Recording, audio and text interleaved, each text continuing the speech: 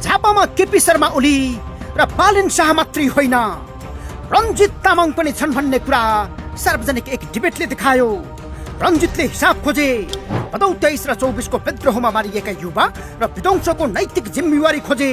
तत्कालीन प्रधानमन्त्री नै सबै घटनाको कारक भएको दाबी ओलीकै अघि गरे। नैतिक जिम्मेवारी लिनुपर्छ कि पर्दैन? नैतिक जिम्मेवारी लिनुपर्छ नि। त्यो समयमा प्रधानमन्त्रीको कुर्सीमा को थियो? एबीसीडी जो भए पनि उनले नैतिक जिम्मेवारी लिनुपर्छ।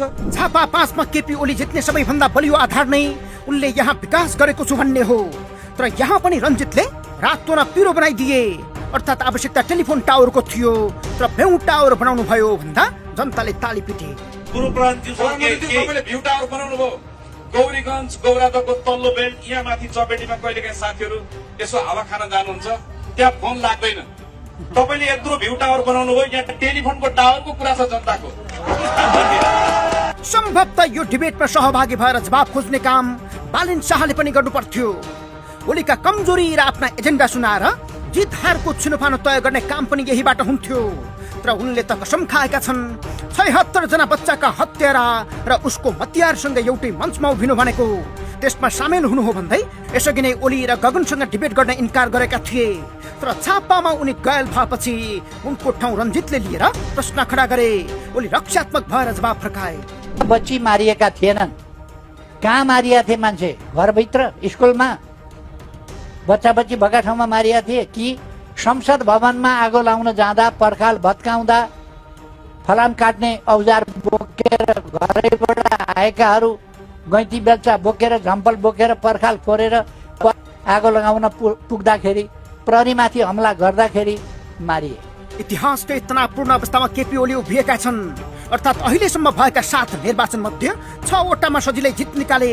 तर 8औं पटक चुनावमा होमिएका बेला बालेन शाहको झापा प्रवेश र उनलाई हराएर मात्रै प्रधानमन्त्री बन्छु भन्ने दाबीले ओलीलाई रक्षात्मक बनाएको छ। किनकि विगतमा उनकै मतदाता रहेका जनताहरू नै भन्दैछन् बालेनले जित्ने पक्का छ। तपाईँ रञ्जितलाई समर्थन गर्नुहोस् र राष्ट्रपति भएर बस्नुहोस्। गर्दा यसपालि बालेनले चुनाव जित्दै हुनुहुन्छ है। त्यो कारणले गर्दा रञ्जितजीलाई बरु सपोर्ट गरेर उहाँ राष्ट्रपति बनेर वृहत कम्युनिस्ट एकता गरेर लिएर जानु सबैको भलाइ हो। अब झापा 5 मा कसको सम्भावना कस्तो छ केही तथ्याङ्कलाई केलाएर हेरौँ। यहाँ फागुन 21 मा सहभागी हुने मतदाताको संख्या 1,63,379 छ। त्यसमध्ये नयाँ थपिएका मतदाताको संख्या 10,000 छ। यसमध्ये झन्डै 77% ग्रामीण क्षेत्र र 22% बढी मतदाता शहरी क्षेत्रका छन्। यो 22% स्विङ भइरहने मत हो। शहरी क्षेत्रको यस्तो मत कुनै पार्टीको हुँदैन। मत जता पनि जान सक्छ। हार जितको निर्णायक पनि यही हुन सक्छ। एमालेको कोर मत 35,000 बढी छ। समानुपातिकमा रासुपा दोस्रो छ। उसले 18,000 बढी मत ल्याएको थियो। यसर्थ प्रतिस्पर्धा एमाले र रासुपा बीच नै हुने पक्का छ।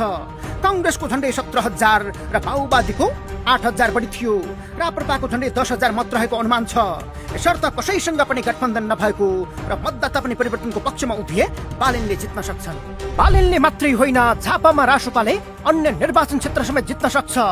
जिल्लाभर 6,63,311 मध्ये समानुपातिकमा पहिलो दल बनेको एमाले 1,27,780 मत र तेस्रो बनेको रासुपाले 77,044 मत ल्याएको थियो।